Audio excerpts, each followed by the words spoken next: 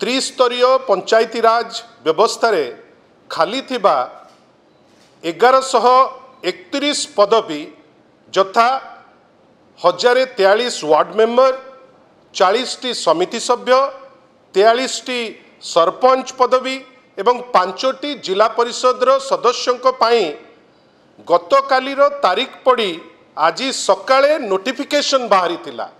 बड़ आश्चर्यजनक विषय जे 24 घंटा न पुरुणु जो नोटिफिकेशन आज सकाळे बाहरी थिला जे बाई इलेक्शन हब संध्या बेलू ताकू कैंसल करुच्ची निर्वाचन कमिशन।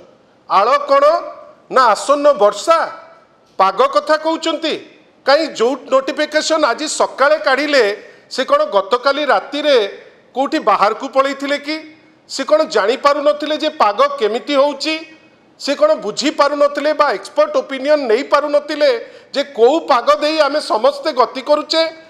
निर्वाचन कमिशन एमिति करी खसी जीवाटा उचित हब नहीं, स्पष्ट करिबा दरकार चाप कहार।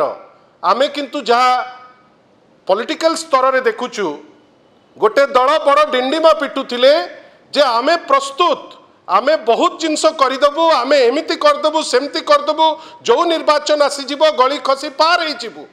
किंतु जो दल एते बास्फोट मारुथिला आज एते भयभीत जे चाप सृष्टि करिबा पाई मध्य पछेई नाहंती। से मानंतु से कथा जे से प्रस्तुत नाहंती, जो कथा उह्य रखिकरी से आगु को जीवा पाई चेष्टा करुचंती। केवल गोटिए जिनस प्रमाण करुची डबल इंजिन सरकार डबल धोखा करिबारे सदाबेले सिद्धहस्त। आ ये जो टाइप रो नोटिफिकेशन केतबेले कहउचंती जे गोटे निष्पत्ति निया जाइछि, केतबेले से निष्पत्ति को खारज करा जाउछि सेटा राज्य सरकार मध्य जानिनी।